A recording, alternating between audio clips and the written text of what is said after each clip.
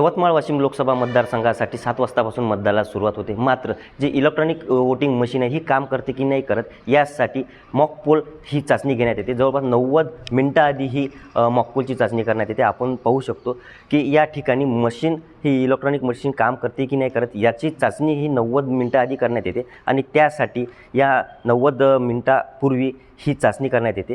आपण आहोत या मतदान केंद्रावरती. मॅडम मला एक सांगाल, हे नेमकं मॉक पोल हे कशा पद्धतीनं करण्यात येतं, किती उमेदवार रिंगणात आहेत आणि काय कशा पद्धतीनं?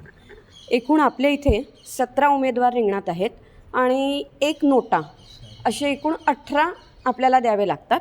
मग त्यासाठी हे मॉकपोल केलं जातं. मॉकपोल या साधारणपणे की एकदा सुरू झाली निवडणूक प्रक्रिया, मतदान प्रक्रिया, की त्यानंतर मग साधारणपणे त्याच दिलेलं मत ते त्याच उमेदवाराला जातं आहे की नाही ते व्यवस्थित मशीन आहे की नाही हे पाहण्यासाठी साधारणपणे मॉकपोल केलं जातं.